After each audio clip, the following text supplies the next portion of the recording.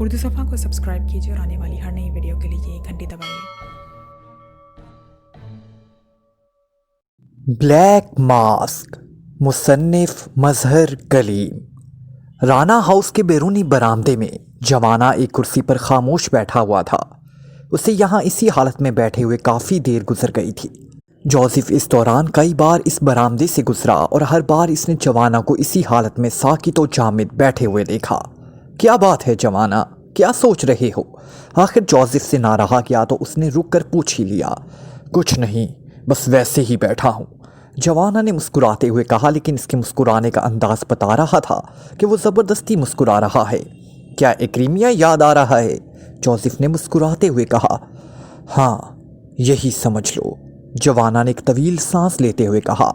तो फिर बॉस से छुट्टी लेकर चले जाओ और 2-4 हफ्ते वहाँ गुजार आओ, जोसेफ ने कहा।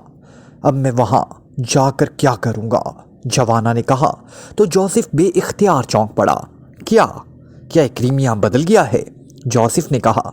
नहीं, इक्रीमिया तो अब भी वैसा ही है, अलबत्ता मैं बदल गया हूँ। अब ना मैं शराब पीऊँगा, ना किसी को टेढ़ी नज़र से देखने पर उसकी गर्दन तोड़ सकूँगा।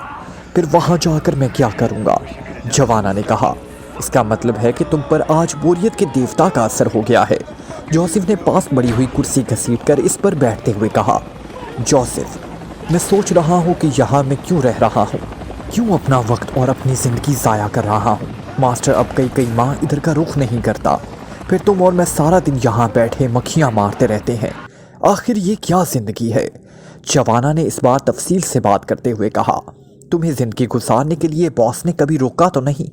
कार तुम्हारे पास है, रकम भी यहाँ वाफिर मिकदार में मौजूद है और कोई हिसाब लेने वाला भी नहीं है। जाओ और जाकर जो करना चाहते हो करो, जोसेफ ने मुंह बनाते हुए कहा। यही तो असल मसला है, ना जाने मास्टर ने क्या जादू कर दिया है। अब कहीं जाने और कुछ करने को दिल भी नहीं चाहता। स्नैक किलर्स वाला एक मिशन मुकम्मल किया था, ज़िंदगी में कुछ लुत्फ आने लगा था, लेकिन अब उससे भी गए, जवाना ने कहा। तुमने भी तो अगली पिछली सारी कसर इकट्ठी निकालनी शुरू कर दी थी। ये इक्रीमिया नहीं है, पाकिशिया है। यहाँ इस तरह का कत्लेआम पूरे मुल्क को हिला कर रख देता है, चाहे कत्ल होने वाले गुंडे और बदमाश ही क्यों ना हो, जोसेफ ने कहा। तुम ये बताओ, क्या तुम यहाँ इस ज़िंदगी से मुतमईन हो? क्या तुम्हें अफ्रीका और उसके जंगल याद नहीं आते? जवाना ने कहा। तो जोसेफ भी इख्तियार हंस पड़ा। गुलाम अपने आका के ताबे होते हैं और आका का एतमीनान गुलाम का एतमीनान होता है। जब मैंने बॉस को आका तस्लीम कर लिया है तो अब उसके हर हुक्म की तामील ही मुझ पर फ़र्ज़ है, और चूंकि आका का हुक्म है कि मैं यहाँ रहूँ, इसलिए मैं यहाँ रह रहा हूँ। अफ्रीका और जंगल भी मुझे इस वक्त अच्छे लगते हैं जब बॉस साथ हो, वरना नहीं, जोसेफ ने जवाब दिया। तो जवाना बेइख्तियार हंस पड़ा। काश मैं भी तुम्हारे जैसा होता। बहरहाल अब मैं सोच रहा हूँ कि या तो यहाँ से चला जाऊँ और वैसे भी दुनिया में घूमता रहूँ, या फिर मास्टर से कहूँ कि वो मुझे गोली मार दे, जवाना ने कहा। सुनो, मुझे एहसास है कि तुम क्या सोच रहे हो और इसमें तुम्हारा कसूर भी नहीं है। मुसलसल बेकारी के साथ अगर सहनी तौर पर इत्मीनान ना हो तो फिर ऐसे ही असरात होते हैं। बहरहाल तुम फिक्र मत करो, अभी तुम्हें ठीक कर देता हूँ, जोसेफ ने कहा। क्या कोई पुरस्रार अमल करोगे? जवाना ने हंसते हुए कहा। पाकिशिया में ऐसे इलाके मौजूद हैं जहां गंदे पानी के जोहड़ों के देवता शोशो का असर कायम है। अगर तुम इन इलाकों की सफाई शुरू कर दो तो तुम्हें इस बोरियत से निजात मिल जाएगी, जोसेफ ने जवाब देते हुए कहा। गंदे पानी के जोहड़, शोशो देवता, सफाई, क्या मतलब हुआ तुम्हारी बात का? जवाना ने हैरत भरे लहजे में कहा। चलो मैं तुम्हें एक मिसाल देता हूँ। दारुल हुकूमत के शुमाल मगरिब में एक इलाका है जिसे टागोरा कहा जाता है। ये इलाका खासा बड़ा है। इस पूरे इलाके में बिज़ाहिर तो आम से मकान है और मुतवस्त तबके के लोग रहते हैं, लेकिन इस इलाके के बेशतर घरों में हर किस्म का गंदा काम होता है।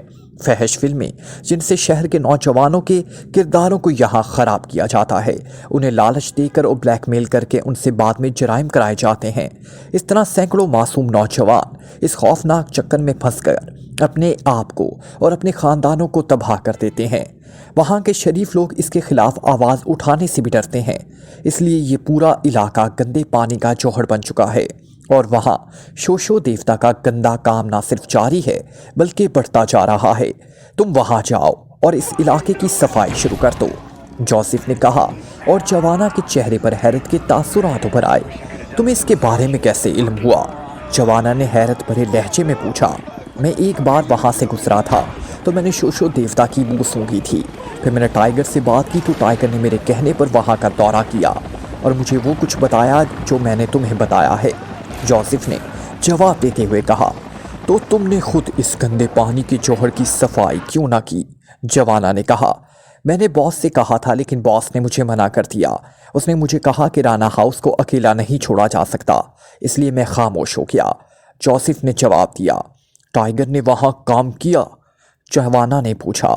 نہیں، ٹائیگر کے ذمہ بھی باس کی ڈیوٹی لگائی ہوئی ہے اور یہ علاقہ اس کی ڈیوٹی پر نہیں آتا، جوزف نے جواب دیا۔ لیکن وہاں یہ سب کچھ کون کرا رہا ہے؟ جوانا نے کہا۔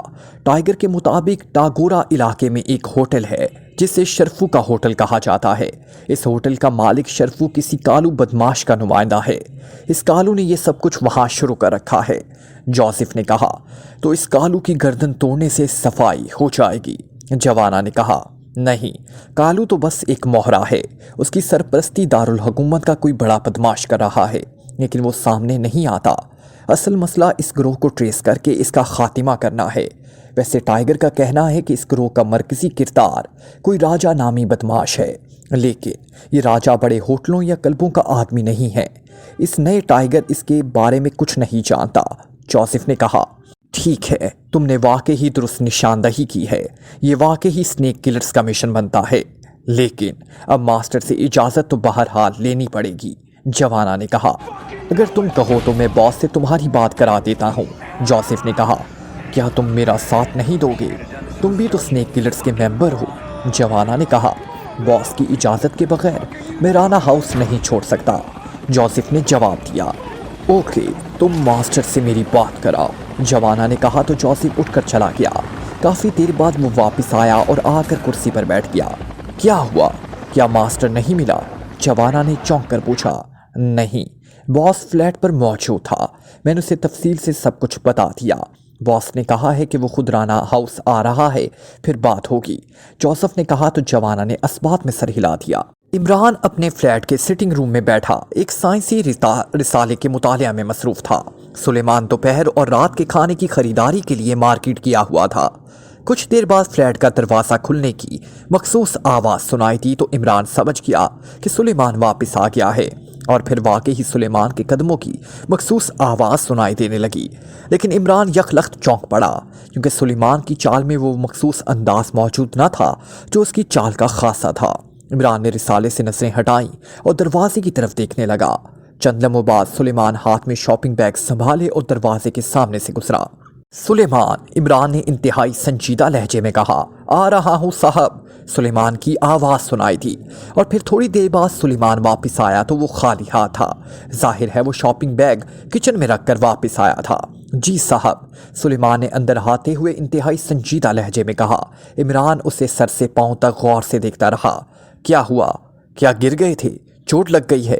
عمران نے اس طرح سنجیدہ لہجے میں کہا۔ گرا تو نہیں بلکہ گرایا ضرور کیا ہوں، ٹانگ پر چوٹ لگی ہے، لیکن آپ کو کیسے معلوم ہوا؟ سلیمان نے حیرت بھرے لہجے میں کہا۔ تمہارے قدموں کی چاپ سن کر مجھے معلوم ہوا ہے کہ تمہاری چال میں فرق ہے، تم ایک پیر کو پوری طرح زمین پر رکھ کر نہیں چل رہے تھے، اس سے میں نے اندازہ لگایا تھا۔ لیکن ہوا کیا ہے؟ کیا زیادہ چوٹ تو نہیں لگی؟ دکھاؤ مجھے، عمران نے تشویش بھرے لہجے میں کہا۔ نہیں صاحب، بس چوٹ لگی ہے، وہ ٹانگ کی چوٹ سے زیادہ دل پر چوٹ لگی ہے، سلیمان نے لمبا سانس لیتے ہوئے کہا۔ کیا کوئی حسینہ عالم نظر آ گئی تھی؟ عمران نے مسکراتے ہوئے کہا۔ صاحب مذاق مت کریں، میرا دل رو رہا ہے، کاش میں کچھ کر پاتا، لیکن سلیمان نے اس طرح سنجیدہ لہجہ میں جواب دیا تو ان کے چہرے پر حیرت کے تاثرات ابھر آئے۔ کیا مطلب؟ کیا تم واقعی سنجیدہ ہو؟ عمران نے کہا۔ صاحب، میں مارکیٹ سے شاپنگ کر کے واپس آ رہا تھا کہ سلطانی محلے سے گزرتے ہوئے میرے کانوں میں کسی عورت کے چیخنے کی آوازیں پڑی تو میں چونک پڑا۔ میں نے مڑ کر دیکھا تو ایک مکان سے دو ہٹے کٹے بدماش نما آدمی ایک نوجوان کو گردن سے پکڑ کر گھسیٹتے ہوئے باہر لے آ رہے تھے۔ اس کے پیچھے ایک عورت چیختی ہوئی باہر آئی۔ گلی سے گزرنے والے لوگ بھی رک گئے، ارد گرد کے مکانوں سے بھی لوگ باہر آ گئے۔ ان دونوں نے نوجوان کو گلی کے درمیان زمین پر پٹخا اور پھر اس پر گولیوں کی بوچھاڑ کر دی۔ सबके सामने उन्होंने इस नौजवान को इंतहाई बेदर्दी से हलाक कर दिया। फिर उन्होंने कहा कि कालू के खिलाफ मुखबरी करने वाले का यही हशर होगा। उसके बाद वो एतमीनान से जाने लगे तो मैंने आगे बढ़कर उन्हें रोकने की कोशिश की, लेकिन इनमें से एक ने मुझे ज़ोर से धक्का दिया। मैं नीचे गिर पड़ा और मेरी टांग पर चोट आ गई और वो दोनों तेज़ी से दौड़ते हुए गली मुड़कर गायब हो गए। वहाँ मौजूद किसी आदमी ने भी उन्हें रोकने की जुर्रत ना की। सिर्फ इस नौजवान की माँ, वो औरत ज़मीन पर बैठी अपने बेटे की लाश देख देख कर बयान कर रही थी। मैंने उठकर लोगों से पूछा तो उन्होंने बताया कि ये दोनों माँ बेटे नागोरा के इलाके के रहने वाले हैं। वहाँ किसी बदमाश का राज है। इस नौजवान ने इनका रास्ता रोकने की कोशिश की तो इन दोनों को वहाँ से निकाल दिया गया और ये दोनों यहाँ आकर रहने लगे। और फिर शायद इस जज्बाती नौजवान ने किसी को कालू बदमाश की मुखबरी की होगी और इस पर इसके आदमियों ने यहाँ आकर उसे सबके सामने हलाक कर दिया और अब कोई भी इनके खिलाफ गवाही तक देने के लिए तैयार ना होगा। बस साहब, कुछ ना पूछें मेरा क्या हाल हुआ, सुलेमान ने तफसील बताते हुए कहा और इमरान की पेशानी पर शिकने सी फैलती चली गई। क्या ये सब कुछ दिन दिहाड़े हुआ है? इमरान ने हैरत भरे लहजे में कहा। हाँ साहब, इंतहाई दीदा दलेरी से ये सब कुछ हुआ है और किसी को जुर्रत तक ना हुई। हालांकि वहाँ इतने लोग थे कि आखिर सब मिलकर इन पर टूट पड़ते तो उन्हें आसानी से ख़त्म भी कर सकते थे, लेकिन वो सब लोग इंतहाई खौफज़दा थे। वो बुत बने सब कुछ देखते रहे। सिर्फ मैंने आगे बढ़कर उन्हें पकड़ने की कोशिश की तो उन्होंने मुझे धक्का देकर गिराया और चले गए। सुलेमान ने कहा, वेरी बैड। यहाँ दारुल हुकूमत का ये हाल है तो बाकी मुल्क में क्या हो रहा होगा? हम अपनी जानें हथेलियों पर रखकर जिस मुल्क के लिए दिन रात काम करते हैं वहाँ शरीफ लोगों का ये हशर किया जाता है। इमरान ने होंठ चबाते हुए कहा और फिर उससे पहले कि मज़ीद कोई बात होती फ़ोन की घंटी बज उठी। ठीक है, जाओ तुम, मैं देखूंगा कि इस सिलसिले में क्या किया जा सकता है, इमरान ने कहा तो सुलेमान खामोशी से वापस चला गया। घंटी मुसलसल बज रही थी। इमरान ने हाथ बढ़ाकर रिसीवर उठा लिया। अली, इमरान बोल रहा हूँ, इमरान ने इंतहाई संजीदा लहजे में कहा। सुलेमान की बात सुनकर उसका मूड वाकई ही बेहद ऑफ हो गया था। जोसेफ बोल रहा हूँ बॉस। दूसरी तरफ से जोसेफ की आवाज़ सुनाई दी तो इमरान बेख्तियार चौंक पड़ा। ओह, तुम जोसेफ, क्यों फ़ोन किया है? क्या कोई ख़ास बात हो गई है? इमरान ने कहा। जी हाँ, जवाना पर बोरियत के देवता का असर हो गया है। दूसरी तरफ से जोसेफ की आवाज़ सुनाई दी तो इमरान बेख्तियार मुस्कुरा दिया, क्योंकि जोसेफ की आदत थी कि वो हर बात का ताल्लुक देवी देवताओं से ही जोड़ दिया करता था। इसलिए जब उसने बोरियत के देवता का नाम लिया तो इमरान बेख्तियार मुस्कुरा दिया और फिर जोसेफ ने जवाना से होने वाली सारी बातचीत तफसील से दोहरा दी। इस दौरान जब जोसेफ ने नागोरा और कालू का नाम लिया तो इमरान बेख्तियार चौंक पड़ा, क्योंकि अभी कुछ देर पहले सुलेमान ने जो कुछ बताया था इसमें भी नागोरा और कालू का नाम मौजूद था। ये नागोरा कोई इलाका है। इमरान ने सारी तफसील सुनने के बाद कहा, दारुल हुकूमत के शुमाल मगरिब में एक खासा बड़ा इलाका है और उसमें मुतवस्सित तबके के लोगों की आबादी है बॉस। जोसेफ ने जवाब दिया। तुम्हें इस सिलसिले का कैसे इल्म हुआ? इमरान ने पूछा तो जोसेफ ने जवाब में वही तफसील दोहरा दी जो उसने जवाना को बताई थी। तो तुम अब क्या चाहते हो? इमरान ने कहा। बॉस, बोरियत के देवता के असरात ख़त्म करने के लिए आप जवाना को इजाज़त दे दें कि वो इस गंदे पानी के जोहड़ की सफाई शुरू कर दे। जोसेफ ने कहा।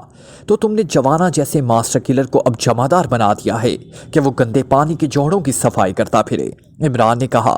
तो फिर मुझे इजाज़त दे दें और जवाना को मास्टर किलर में वापस भिजवा दें। जोसेफ ने जवाब दिया तो इमरान बेख्तियार हंस पड़ा। मैं खुद आ रहा हूँ, फिर बात होगी, इमरान ने कहा और इसके साथ ही उसने रिसीवर रखा और उठकर खड़ा हो गया। रिसाला मैंने वहीं मेज़ पर ही रख दिया था, क्योंकि उससे मालूम था कि सुलेमान खुद ही उसे उसकी मखसूस जगह पर रख देगा। लिबास तब्दील करके वो फ्लैट से नीचे उतरा और चंद लम्हों बाद उसकी कार राना हाउस की तरफ बढ़ी चली जा रही थी। चूँकि इन दिनों सीक्रेट सर्विस के पास कोई केस नहीं था और जोसेफ ने जिस तरह जवाना की कैफियत बताई थी उसे इमरान को एहसास हो रहा था कि जवाना पर वाकई ही बोरियत के देवता के असरात होने चाहिए। और फिर सुलेमान ने भी इत्फाक से जो कुछ बताया था वही जोसेफ ने बताया था। इसलिए इमरान ने फैसला कर लिया था कि वो अपनी फरागत का वक्त इस गंदे जोहड़ की सफाई पर खर्च कर दे तो ज़्यादा बेहतर है। थोड़ी देर बाद इसकी कार राना हाउस में दाखिल हो रही थी तो तुम पर बोरियत के देवता ने असर जमा लिया है। क्यों? इमरान ने जवाना के सलाम का जवाब देते हुए कहा तो जवाना बेइख्तियार मुस्कुरा दिया। मास्टर, ये तो जोसेफ हर बात को देवी देवता से जोड़ देता है। बहरहाल वाकई मैं फारिग रह रह कर मर जाने की हद तक बोर हो चुका हूँ। जवाना ने मुस्कुराते हुए कहा, तुम स्नेक किलर्स के लीडर हो। इस तंजीम को तो अब सरकारी सरपरस्ती भी हासिल है, लेकिन शायद अब तुम्हें स्नेक नजर आते ही बंद हो गए हैं। इमरान ने सिटिंग रूम में कुर्सी पर बैठते हुए कहा, स्नेक तो बहुत नजर आते हैं मास्टर, लेकिन पहला तजुर्बा ही महंगा पड़ा था। जवाना ने कहा तो इमरान भी इख्तियार हंस पड़ा। बैठो। इमरान ने सामने रखी हुई कुर्सी की तरफ इशारा करते हुए कहा तो जवाना कुर्सी पर बैठ गया। देखो, हर मुल्क में जुराइम भी होते हैं और बदमाश भी हुआ करते हैं, लेकिन हर मुल्क की मुआशरत अलहदा अलहदा होती है। पाकिस्तान में भी जुराइम होते हैं, लेकिन इन जुराइम को रोकने का ये तरीका नहीं है कि तुम किसी अड्डे में जाओ और वहाँ बेदरे कत्ले आम शुरू कर दो। तुम्हें चाहिए कि मामूली से लोगों को नज़रअंदाज करके उन बड़े सांपों को ट्रेस करो जो इनकी सरपरस्ती करते हैं। जब तुम इनका खात्मा कर दोगे तो फिर ये छोटे छोटे सांप खुद ब खुद बेज़रर हो जाएंगे। दूसरे लफ्ज़ों में यूँ समझ लो कि इन छोटे सांपों के दांतों में जो जहर की थैलियाँ लगाते हैं, इनका खात्मा करो। इमरान ने संजीदा लहजे में कहा, सॉरी मास्टर, मुझसे ये काम नहीं हो सकता कि मैं इन बदमाशों और गुंडों को छोड़ दूँ और आपकी तरह जासूसी करता फिरूँ। जो मेरे आगे बोलेगा मैं उसकी गर्दन लाजमन तोड़ दूंगा, चाहे वो छोटा सांप हो या बड़ा। जवाना ने साफ लफ्ज़ों में कहा तो इमरान बेइख्तियार हंस पड़ा। मैंने कब कहा है कि तुम उनकी गर्दनें ना तोड़ो, लेकिन तुम गर्दन में तोड़ने का मेला लगा देते हो, बस यही असल मसला है। इमरान ने कहा, हाँ ऐसा हो सकता है कि अब मैं वो काम ना करूं जो मैंने पहले किया था। जवाना ने जवाब देते हुए कहा, ओके, फिर मेरी तरफ से इजाज़त है कि तुम टागोरा के इलाके की सफाई का आगाज़ कर दो, क्योंकि जोसेफ के फ़ोन से पहले सुलेमान ने मुझे जो कुछ बताया है उससे जोसेफ की बात की तायद होती है। इमरान ने कहा, सुलेमान ने क्या बताया है? क्या उसके साथ कोई वाक़या हुआ है? जवाना ने चौंक कर पूछा तो इमरान ने सुलेमान की बताई हुई तफसील दोहरा दी तो जवाना का चेहरा यखलत गुस्से से सुर्ख हो गया। काश सुलेमान की जगह मैं वहाँ होता। जवाना ने कहा, तो अब चले जाओ। इमरान ने मुस्कुराते हुए कहा, ठीक है मास्टर, अब ये काम मैं करूँगा। आपका शुक्रिया कि आपने मुझे इजाज़त दे दी। जवाना ने कहा, अगर तुम कहो तो मैं तुम्हारी तंजीम का अदना सा मेंबर होने के नाते तुम्हारी मदद करूं। इमरान ने मुस्कुराते हुए कहा तो जवाना बेइख्तियार हंस पड़ा। आपकी मदद के बाद मेरे करने के लिए तो कोई काम बाकी ना रहेगा। अलबत्ता आप स्नेक किलर्स की रहनुमाई करते रहें, हमारे लिए यही काफ़ी है। जवाना ने कहा तो इमरान बेइख्तियार हंस पड़ा। तुम्हारा मतलब है सिर्फ रहनुमाई करता रहूं? इमरान ने हंसते हुए कहा, वो तो बहरहाल आप करते रहेंगे, अलबत्ता मैं आपको बाकायदगी से रिपोर्ट दिया करूँगा।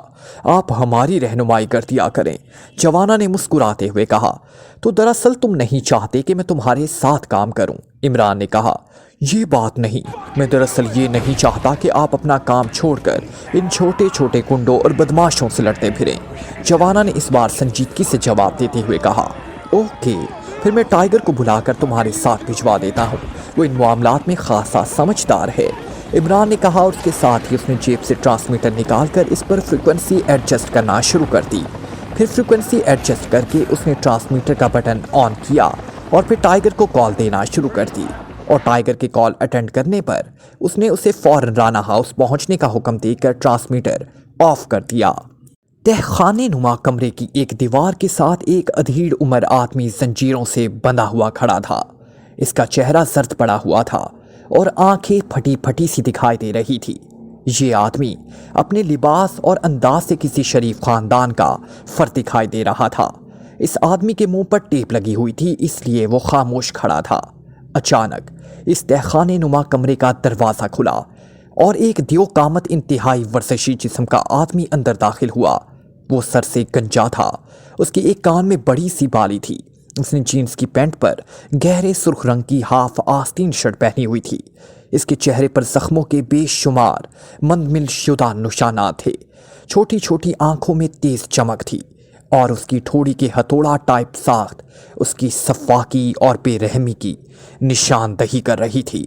वो बड़े अकड़े हुए अंदाज में अंदर दाखिल हुआ और उसके पीछे दो नौजवान थे। ये दोनों अपने लिबास और अंदाज से बदमाश और गुंडे दिखाई दे रहे थे। इनमें से एक के हाथ में कोड़ा था, जबकि दूसरे के कांधे से मशीन गन लटकी हुई थी। सबसे आगे आने वाला अंदर मौजूद एक कुर्सी पर अकड़ कर बैठ गया। फजलू, इसके मुंह से टेप हटाओ। کرسی پر بیٹھے والے نے اپنے ایک ساتھی سے کہا۔ یس باس، مشین گن بردار نے کہا اور تیزی سے آگے بڑھ کر اس نے بندھے ہوئے آدمی کے منہ پر چپکی ہوئی ٹیپ بڑی بے دردی سے اکھاڑی اور اس آدمی کے منہ سے بے اختیار ہلکی سی چیخ نکل گئی۔ ابھی سے چیخنے لگ گئے ہو؟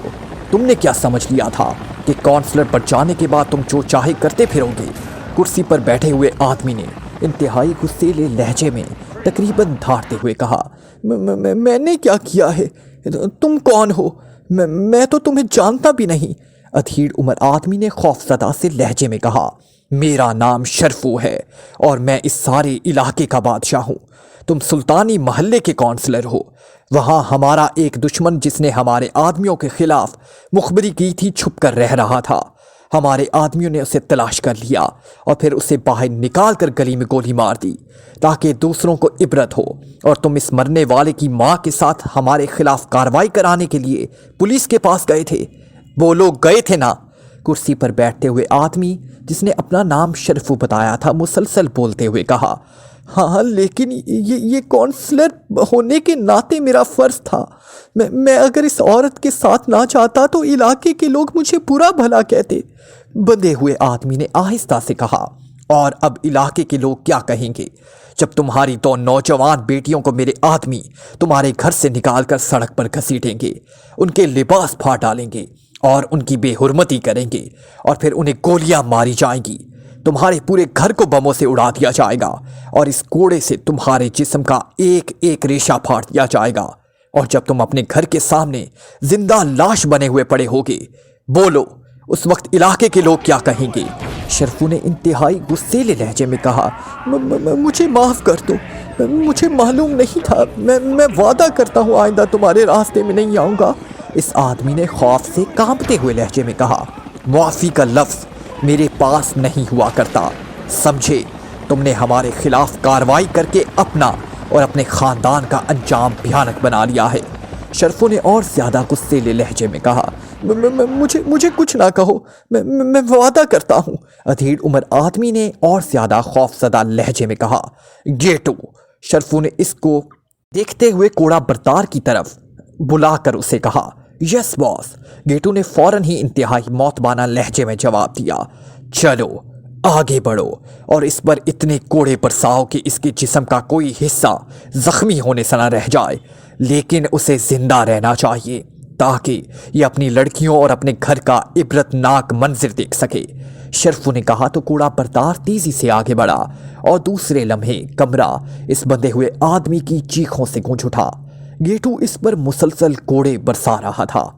بس رک جاؤ، شرفو نے ہاتھ اٹھاتے ہوئے کہا تو کوڑا بردار پیچھے ہٹ گیا۔ بندھا ہوا آدمی بے ہوش ہو چکا تھا۔ اسے ہوش میں لے آؤ، شرفو نے کہا تو اسکوٹی نے آگے بڑھ کر اس کے منہ پر زوردار تھپڑ رسید کرنے شروع کر دیے اور پھر وہ بندھا ہوا آدمی کرہاتا ہوا ہوش میں آ گیا۔ تمہارا نام آغا ہے، شرفو نے کہا اور اس بندھے ہوئے آدمی نے اس بات میں سر ہلا دیا۔ تو سنو، میں نے تمہیں صرف ایک ہلکا سا سبق دیا ہے، اب میرے آدمی تمہیں وہیں تمہارے گھر چھوڑ آئیں گے، لیکن آج کے بعد اگر تم نے ہمارے آدمیوں کے خلاف کوئی کارروائی کی تو پھر وہی ہوگا جو میں نے پہلے بتایا ہے۔ پولیس اور انتظامیہ بھی ہمارے ساتھ اس کام میں شامل ہے اور ہم سے بڑی بڑی رقمیں لیتے ہیں، اس لیے وہ ہمارے خلاف کچھ نہیں کر سکتے، یہ بات اچھی طرح سمجھ لو۔ شرفو نے کہا، میں کچھ نہیں کروں گا، میرا وعدہ۔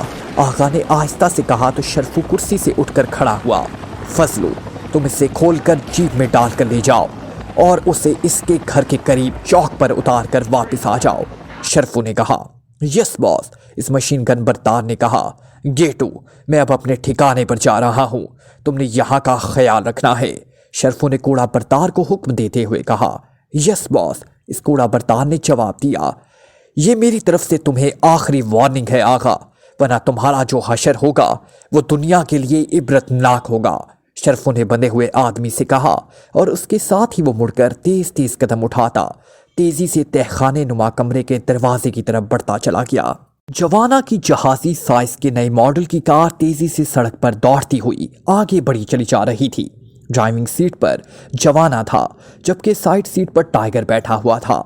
जवाना टाइगर को साथ लेकर पहले इमरान के फ्लैट पर पहुंचा था और फिर टाइगर ने सुलेमान से सुल्तानी मोहल्ले के इस मकान की तफसील मालूम की जहां पर इन गुंडों ने इस नौजवान को बाहर निकालकर गोलियां मारी थी और फिर वो वहां से सुल्तानी मोहल्ले की तरफ बढ़े चले जा रहे थे। मेरी समझ में ये बात अब तक नहीं आई कि जब इन लोगों ने कालू का नाम ले लिया है तो फिर इस औरत के पास जाने और इससे बात करने का क्या फ़ायदा होगा। हमें सीधा इस कालू के पास जाना चाहिए, जवाना ने टाइगर से मुखातिब होकर कहा। इमरान साहब दरअसल सिर्फ इन बदमाशों का खात्मा ही नहीं चाहते, बल्कि वो ये भी चाहते हैं कि इमरान लोगों को भी इस बात का एहसास हो सके कि उनका साथ दिया जा रहा है और इनमें भी इनके खिलाफ लड़ने का हौसला और हिम्मत पैदा हो सके। टाइगर ने जवाब दिया, तो क्या हम इस औरत को साथ लेकर इनके अड्डे पर जाएंगे? जवाना ने कहा, नहीं, बल्कि इसके बेटे को हलाक करने वालों को पकड़कर इस मोहल्ले में ले आएंगे और फिर सबके सामने इनका हशर करेंगे ताकि सबको मालूम हो सके कि ये लोग माफूकुल फितरत नहीं होते, बल्कि इनसे लड़ा जा सकता है। टाइगर ने जवाब दिया तो जवाना ने अस्बात में सर हिला दिया, बस अगले चौक पर कार रोक दो, इससे आगे तुम्हारी जहाज़ी साइज की कार नहीं जा सकेगी। टाइगर ने कहा तो जवाना ने मुस्कुराते हुए अस्बात में सर हिला दिया और फिर चौक की एक साइड पर बनी हुई पार्किंग में इसने कार रोक दी और फिर वो दोनों नीचे उतर आए। थोड़ी देर बाद वो दोनों तंग सी गलियों में से गुजरते हुए आगे बढ़े चले जा रहे थे। सुनहरी मस्जिद कहाँ है? टाइगर ने एक दुकानदार के पास रुककर पूछा। ज़रा आगे जाकर दाएं हाथ पर गली अंदर जा रही है, इस गली में है सुनहरी मस्जिद। दुकानदार ने जवाब दिया तो टाइगर ने इसका शुक्रिया अदा किया और आगे बढ़ गया और थोड़ी देर बाद वो गली में बनी हुई एक पुरानी सी मस्जिद के करीब पहुंच गया। सुलेमान ने बताया था कि सुनहरी मस्जिद के करीब ही उस औरत का घर है। यहाँ एक नौजवान को गुंडों से हलाक किया है। इस नौजवान का घर कहाँ है? टाइगर ने गली में गुजरने वाले एक आदमी को रोककर पूछा। वो उस सामने है, लेकिन आप कौन हैं? इस आदमी ने हैरत भरी नजरों से टाइगर और जवाना को देखते हुए कहा, हमारा ताल्लुक अखबार से है। टाइगर ने जवाब दिया तो इस आदमी ने अस्बात में सर हिला दिया और आगे बढ़ गया। टाइगर ने आगे बढ़कर इस मकान के दरवाजे की कुंडी बजाई जिसकी निशानदही इस आदमी ने की थी। चंद लम्हों बाद एक नौजवान लड़की बाहर आ गई। वो टाइगर और जवाना को देखकर इंतहाई खौफजदा हो गई थी। जो नौजवान हलाक हुआ है, हम उसकी माँ से मिलना चाहते हैं, हमारा ताल्लुक अखबार से है। टाइगर ने कहा, चाची तो काउंसलर आगा के घर गई हैं, सुना है उसे भी गुंडों ने जख्मी कर दिया है। इस लड़की ने जवाब देते हुए कहा, काउंसलर का घर कहाँ है? टाइगर ने चौंक कर पूछा। वो क्या था कि काउंसलर ने इस औरत की मदद करने की कोशिश की होगी और गुंडों ने इस काउंसलर पर भी हमला कर दिया होगा। सुनहरी मस्जिद से आगे चौथा घर है, लड़की ने जवाब दिया। और चाची का नाम क्या है? टाइगर ने कहा, सब उसे चाची रहमते कहते हैं, इंतहाई नेक औरत हैं। इन गुंडों ने उसके जवान बेटे को बेदर्दी से मार डाला है और चाची रहमते की अब कोई मदद ही नहीं करता। काश कोई इसकी मदद करता, लड़की ने इंतहाई अफसुर्दा लहजे में कहा। हम उसकी मदद करेंगे बहन, टाइगर ने कहा और तेजी से सुनहरी मस्जिद की तरफ मुड़ गया। जवाना खामोशी से उसके पीछे चल पड़ा। सुनहरी मस्जिद से आगे एक काफ़ी बड़ा घर था जिसका फाटक खुला हुआ था और सामने बड़े सहन में कुर्सियों और चारपाइयों पर काफ़ी लोग बैठे हुए थे। एक कुर्सी पर एक अधीड़ उम्र आदमी मौजूद था जिसके जिस्म पर पट्टियां बंधी हुई थी, जबकि एक अधीड़ उम्र औरत उसके सामने हाथ जोड़ी खड़ी थी। अब मैं कुछ नहीं कर सकता चाची रहमते, तुम जाओ और बस करो, इस अधीड़ उम्र आदमी ने औरत को जवाब देते हुए कहा। इसी लम्हे टाइगर और जवाना अंदर दाखिल हुए तो वो सब चौंक कर उनकी तरफ देखने लगे और फिर कुर्सियों पर बैठे हुए दो आदमी खड़े हुए। माफ़ कीजिएगा, मैं ज़ख्मी हूँ, उठकर आपका इस्तकबाल नहीं कर सकता, इस आदमी ने मुआज़रत ख्वाह लहजे में कहा। आप इस इलाके के काउंसलर हैं और सुना है कि आपको भी गुंडों ने इसलिए ज़ख्मी कर दिया है कि आपने इस औरत की, जिसके बेटे को गुंडों ने हलाक कर दिया है, मदद की है। टाइगर ने कुर्सी पर बैठने की बजाय वहीं रुककर कहा, जी हाँ, ये औरत है वो जिसका बेटा हलाक हुआ है। इसका नाम चाची रहमते है। मैं इस इलाके का काउंसलर हूँ। मैंने इनके खिलाफ थाने में रिपोर्ट दर्ज कराने की कोशिश की, लेकिन इसका नतीजा ये हुआ कि वो लोग मुझे अगवा करके ले गए और फिर उन्होंने मुझे कूड़ों से पीटा और मुझे धमकी दी कि अगर मैंने इनके रास्ते में रुकावट बनने की कोशिश की तो वो मेरी बेटियों को अगवा करके सबके सामने उनकी बेहुरमती करेंगे, मेरे घर को बमों से उड़ा देंगे। पुलिस और इंतज़ामिया इनसे भत्ता लेती है, इसलिए वो इनके खिलाफ कुछ नहीं कर सकती। ये तो जनाब उन्होंने मुझ पर रहम खाया है कि मुझे सिर्फ 10-12 कोड़े मार कर छोड़ दिया, वरना वो लोग तो चाहते थे कि काउंसलर ने जवाब देते हुए कहा। वो कौन लोग थे और कहाँ आपको ले गए थे? टाइगर ने पूछा। मैं इस मामले में कुछ नहीं बताऊंगा जनाब, बस मुझ पर रहम करें। आप यकीनन अखबार वाले हैं और ना भी हो तब भी इन गुंडों को बहरहाल इत्तला मिल जाएगी और फिर मेरी लड़कियां और मैं बर्बाद कर दिया जाऊंगा। काउंसलर ने कहा। चाची रहमते, आप हमें बताएं कि आपके बेटे को हलाक करने वालों के हुलिये क्या थे, इनकी कदोकामत वगैरह की तफसील दें। टाइगर ने इस औरत से मुखातिब होकर कहा जो सर झुकाकर खामोश खड़ी थी। क्या करोगे पूछकर? तुमने भी अखबार में छाप देना है और क्या करना है। यहाँ कोई गरीबों की मदद नहीं कर सकता। काश कोई तो होता जो मुझ बेवा की मदद करता। इमरान औरत ने रोते हुए लहजे में कहा। क्या ज़रूरत है हुलिया पूछने की? सुलेमान ने तफसील बताई है, आओ चले। जवाना ने टाइगर से मुखातिब होकर कहा। मैं कन्फर्म करना चाहता था, बहरहाल ठीक है, आओ चलें, टाइगर ने कहा और फिर वो इस औरत से मुखातिब हो गया। चाची रहमते, अभी इस मुल्क में ऐसे लोग मौजूद हैं जो इन गुंडों और बदमाशों का सर खुले आम को चल सकते हैं, और तुम फिक्र मत करो, हम जल्द ही इन दोनों को पकड़कर यहाँ ले आएंगे और फिर तुम्हारे घर के सामने गली में इनसे तुम्हारे बेटे का इंतकाम लिया जाएगा, टाइगर ने कहा और तेजी से वापस मुड़ गया। सब लोग खामोश बैठे, हैरत भरी नजरों से उन्हें देखते रहे। अब कहाँ जाना है, क्या होगा इनका ठिकाना? बाहर गली में आकर जवाना ने कहा।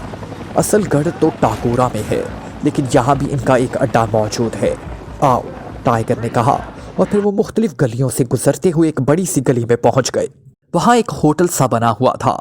टाइगर इस होटल में दाखिल हो गया, जवाना इसके पीछे था। होटल में आम लोग बैठे खाना खाने और चाय पीने में मसरूफ थे। वो सब इंतहाई हैरत भरी नजरों से टाइगर और जवाना को देखने लगे। उनके चेहरों पर हल्के से खौफ के तासुरात भी उभर आए। इस तरफ लकड़ी का छोटा सा काउंटर था जिसके पीछे एक अधीड़ उम्र आदमी खड़ा था। इसके चेहरे पर भी हैरत और खौफ के मिले जुले तासुरात नुमाया थे। आप इस होटल के मालिक हैं? टाइगर ने काउंटर के करीब जाकर इस अधीड़ उम्र आदमी से नरम लहजे में कहा। जी हाँ, आप कौन साहबान हैं? इस अधीड़ उम्र ने हकलाते हुए जवाब दिया। डरने की ज़रूरत नहीं है, हम आपको कोई नुकसान नहीं पहुंचाना चाहते। आप हमें सिर्फ ये बता दें कि यहाँ कालू का अड्डा कहाँ है, हमने इसके एक आदमी से मिलना है, टाइगर ने जवाब दिया तो अधीड़ उम्र ने बेइख्तियार एक तवील सांस लिया। जनाब, इस गली के बाद दूसरी गली आती है, इसमें एक होटल है जिसे सब लोग सालार का होटल कहते हैं। इस होटल का मालिक उस्ताद सालार है, बस वही इस इलाके का सब कुछ है, अधीड़ उम्र आदमी ने जवाब देते हुए कहा। शुक्रिया, टाइगर ने कहा और वापस मुड़ गया। और फिर थोड़ी देर बाद वो दूसरी गली में वाक़या एक बड़े से होटल के सामने मौजूद था। इस होटल में वाकई गुंडों और बदमाशों की अक्सरियत नजर आ रही थी। दीवारों पर नीम अरिया तस्वीर की फ्रेम लटक रहे थे। टाइगर और जवाना जब होटल में दाखिल हुए तो होटल में मौजूद अफराद हैरत से उन्हें देखने लगे। खास तौर पर जवाना का कदोकामत और उसका जिस्म उनके लिए हैरत का बायस बन रहा था। एक तरफ काउंटर के पीछे एक पहलवान नुमा आदमी खड़ा था। उसका एक कान आधे से ज़्यादा कटा हुआ था और चेहरे पर सख्ती और करख्तगी के तासुरात नुमाया थे। क्या तुम्हारा नाम उस्ताद सालार है? टाइगर ने इस पहलवान आदमी से मुखातिब होकर कहा। हाँ, और तुम कौन हो? इस पहलवान ने करख से लहजे में जवाब देते हुए कहा। हमें उस्ताद कालू ने भेजा है, टाइगर ने कहा तो पहलवान आदमी भी इख्तियार उछल पड़ा। उसके चेहरे पर इंतहाई हैरत के तासुरात उभर आए। उस्ताद कालू या उस्ताद शरफो ने? उस्ताद कालू तो बहुत बड़ा आदमी है, उस्ताद सालार ने हैरत भरे लहजे में कहा। उस्ताद कालू का मतलब उस्ताद कालू ही होता है, समझे? टाइगर ने मुंह बनाते हुए कहा। ओह अच्छा, बहरहाल क्या हुक्म है? उस्ताद सालार ने इस बार नरम लहजे में कहा। क्या सारी बातें यहीं खड़े खड़े होंगी? टाइगर ने लहजे में सख्ती थी। ओह अच्छा, आओ आओ, इधर पीछे खास कमरा, वहाँ बैठते हैं, उस्ताद ने कहा और तेज़ी से काउंटर के पीछे से निकलकर एक तरफ दरवाजे की तरफ मुड़ गया। टाइगर और जवाना भी इसके पीछे थे। एक छोटी सी राहदारी से गुजरकर वो एक खासे बड़े कमरे में आ गए जिसे दफ्तर के अंदाज में सजाया गया था। बैठो और मुझे बताओ तुम कौन सी शराब पीते हो? उस्ताद सालार ने कुर्सियों की तरफ इशारा करते हुए कहा और ख़ुद वो एक तरफ दीवार के साथ रखे हुए रैक की तरफ बढ़ गया जो शराब की बोतलों से भरा हुआ था। ادھر آؤ اور بیٹھ کر ہماری بات سنو. ہم یہاں شراب پینے نہیں آئے اور نہ ہمارے پاس زیادہ وقت ہے. ٹائیگر نے تیز لہجے میں کہا تو استاد سالار تیزی سے مڑا. اس کے چہرے پر اب قطرے تاثرات ابھر آئے تھے. میں استاد کالو کے نام کی وجہ سے تمہارا لہجہ برداشت کر کیا ہوں، ورنہ بہرحال بتاؤ کیا بات ہے. استاد سالار نے میز کے پیچھے کرسی پر بیٹھتے ہوئے کہا. اپنا دماغ ٹھکانے پر رکھو استاد سالار. کیا تمہارا خیال ہے کہ تم استاد کالو سے ٹکرا سکتے ہو؟ ٹائیگر کا لہجہ بے حد سخت تھا جبکہ جوانا خاموش بیٹھا ہوا تھا. اس کے چہرے پر بیزاری اور بوریت کے تاثرات نمایاں تھے. ٹھیک ہے بتاؤ کیا بات ہے. اس بار استاد سالار نے نرم لہجے میں کہا. جن 2 لڑکوں نے اس محلے پر مخبر کو گلی میں ہلاک کیا ہے، ہم نے ان سے ملنا ہے. استاد کالو تک ان کی بہادری اور وفاداری کی اطلاع پہنچ چکی ہے اور اس نے انہیں اپنے خاص آدمیوں میں شامل کرنے کا حکم دیا ہے اور ہم انہیں اپنے ساتھ لے جانے کے لیے آئے ہیں. ٹائیگر نے کہا. اوہ، تمہارا مطلب ماسٹر اور راگو سے ہے. لیکن وہ تو... استاد سالار کچھ کہتے کہتے رک گیا. کیا کہنا چاہتے تھے تم؟ کھل کر بات کرو. ٹائیگر نے کہا. وہ دونوں تو انتہائی عام سے گنڈے ہیں. استاد شرفو نے مجھے حکم دیا تھا کہ میں اس مخبر کو ہلاک کرا دوں. میں نے ان دونوں سے کہا اور انہوں نے میرے حکم پر ایسا کر دیا. پھر مجھے اطلاع ملی کہ یہاں کا نیا منتخب ہونے والا کونسلر ہلاک ہونے والی کی ماں کو ساتھ لے کر تھانے گیا ہے. تو میں نے استاد شرفو کو اطلاع بھیج دی اور استاد شرفو نے کونسلر کو اپنے آدمیوں سے اغوا کر کے اسے ہلکا سا سبق دے دیا. اصل کام تو میں نے کیا ہے، استاد سالار نے کہا تو ٹائیگر بے اختیار مسکرا دیا. وہ سمجھ گیا تھا کہ استاد سالار کو اس بات پر رنج ہے کہ استاد کالو نے اس کی بجائے ان 2 عام سے گنڈوں کو کیوں اس پر ترجیح دی اور ان گنڈوں کی نفسیات جانتا تھا. استاد کالو کو معلوم ہے اور جلد ہی تمہیں بھی اس کا صلہ مل جائے گا. بہرحال ان دونوں کو بلاؤ، ہمیں جلدی ہے، ورنہ استاد کالو کو غصہ آ گیا تو پھر نہ تم رہو گے اور نہ تمہارا اڈا. ٹائیگر نے کہا تو استاد سالار نے ہاتھ بڑھا کر میز پر رکھے ہوئے فون کا ریسیور اٹھایا اور نمبر پریس کرنے شروع کر دیے. استاد سالار بول رہا ہوں، ماسٹر اور راگو کو ہوٹل بھیج دو ابھی اور اسی وقت. استاد سالار نے کہا اور ریسیور رکھ دیا. وہ ابھی پہنچ جائیں گے، استاد سالار نے کہا اور ٹائیگر نے اسبات میں سر ہلا دیا. اور پھر تھوڑی دیر بعد وہاں راہداری سے قدموں کی آوازیں ابھری اور 2 ہٹے کٹے آدمی اندر داخل ہوئے. وہ واقعی عام سے گنڈے اور بدماش تھے. انہوں نے حیرت بھری نظروں سے ٹائیگر اور جوانا کو دیکھا اور پھر استاد سالار کو سلام کر کے وہ ایک طرف کھڑے ہو گئے.